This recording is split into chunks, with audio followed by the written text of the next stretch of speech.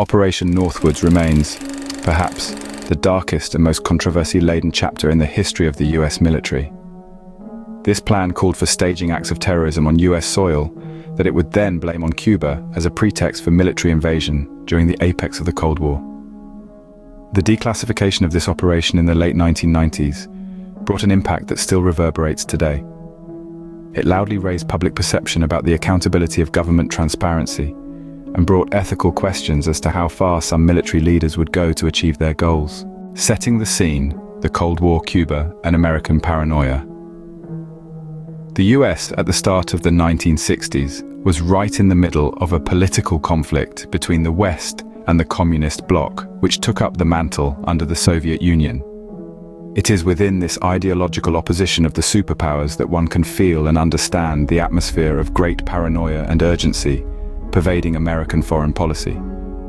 The Cuban Revolution of 1959 under the leadership of Fidel Castro had brought communism to the Western Hemisphere, no more than a few miles from American shores. With Cuba increasingly aligning itself with the Soviet Union, this only exacerbated American fears of having a communist threat right at its doorstep. Following the embarrassing defeat at the Bay of Pigs invasion in 1961, an invasion of CIA-trained anti-Castro Cubans meant to topple his government. The United States government was left in a humiliating position and under continued pressure for further aggressive action. Indeed, the stakes during the Cold War were high, and it was against the backdrop of looming Cuban Missile Crisis, coupled with the unacceptable risk of Soviet-backed communist regimes close to US territory. This desperation provided reason for extreme action to remove Castro from power among military leaders and in quarters of the US government.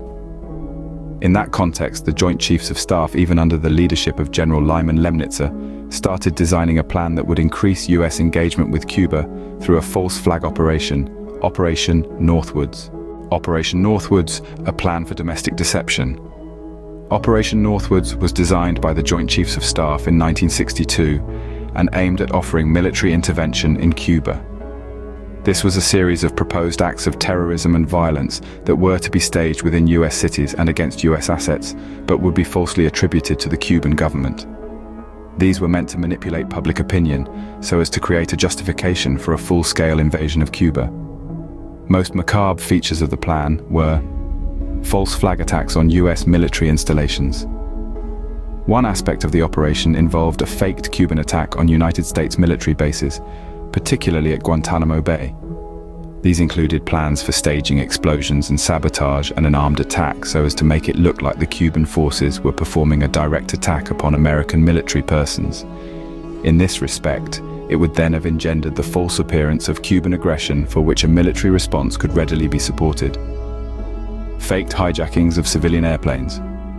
Operation Northwoods also contemplated the simulation of hijacking civilian airplanes. Such incidents of hijacking were to be blamed on Cuban operatives. One of the most outlandish proposals was to substitute a civilian plane with a remotely controlled drone. This drone would then be destroyed in an apparent attack on a civilian airliner by Cuba. That would provide an excuse for the invasion, as the shooting down of a US civilian plane would have outraged virtually everybody and would result in an outraged public cry for revenge. Sabotage and terrorism in major US cities. But perhaps the most heart-stopping of the ideas that arose within Operation Northwoods was the proposition to implement terrorist attacks in major US cities, including bombings and shootings. These activities would be conducted in such a way as to appear to be part of the Cuban government's efforts. The plan also included the potential for actual injury and death for US civilians.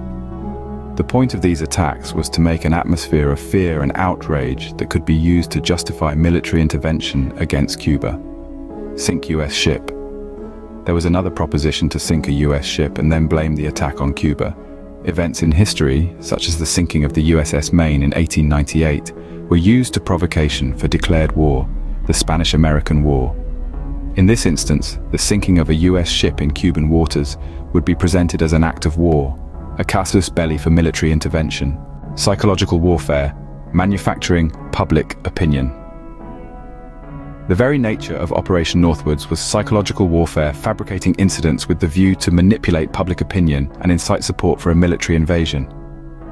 Those planners behind the Northwoods plan knew full well that the American people, fresh from the Korean War, and bracing themselves for a Cold War heating up, were by large against any other armed conflict. They saw the only way of overcoming this as exploiting fear and outrage by staging a series of incidents that would give the appearance of the United States being under attack from Cuba. This plan also recognized the power of the media to shape public perception. It would thus have the military stage violent acts and plant false evidence from which all blame would fall upon Cuba. This staging of events would create the sense of urgency for military action against Cuba. Certainly in history, a concept like false flags to drive political outcomes has existed. However, the broad extent of proposed deception in Operation Northwoods and its willingness to sacrifice American lives is all the more shocking. Ethics and Operation Northwoods. Ethical implications of Operation Northwoods remain profound. At their very heart, plans were an admitted fundamental violation of the trust placed by people in the government and military. The readiness of the Joint Chiefs of Staff to stage terrorist attacks against their own does invite serious questions about the moral permissiveness of military and intelligence operations. The plan also speaks about the dangerous extent of power in government structures. Operation Northwoods was devised by the top echelons of the US military leadership and was submitted for approval to the Secretary of Defense, Robert McNamara. The fact that it had reached this stage calls for a chilling sense of institutional approval through deception and manipulation as valid tools of statecraft. Eventually, the plan was outright rejected by President John F. Kennedy and was never implemented. It is widely considered that Kennedy's refusal to give the go-ahead for Operation Northwoods was one of those paramount moments of keeping US military policy within proper and humane confines. In so deciding, he probably avoided major catastrophe on at least two fronts. One concerning the relations between the United States and Cuba, and another regarding the specifics of what such an operation would have done to the trust between the American government and its people. Declassification and public reaction. The declassification of Operation Northwoods, along with most general releases of the Kennedy assassination documents in the late 1990s, sent shockwaves through the public.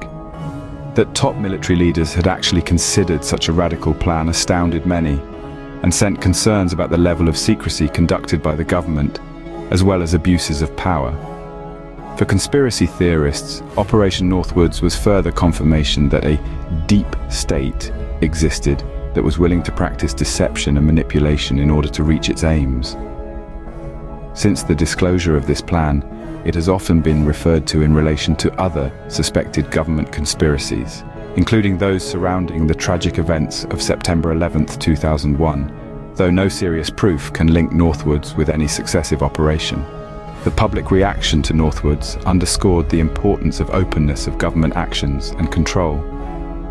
How the military could even suggest such drastic measures, much less bring them to the president for a seal of approval, prompted calls for greater checks on the power of the military and intelligence agencies.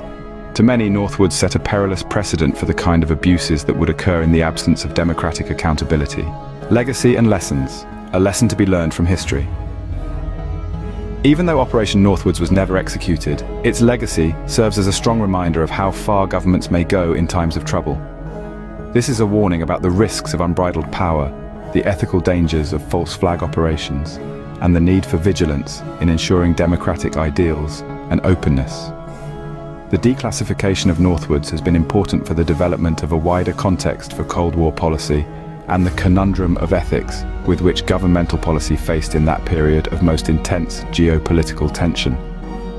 It has led to great publicity about the significance of oversight and accountability in military and intelligence operations.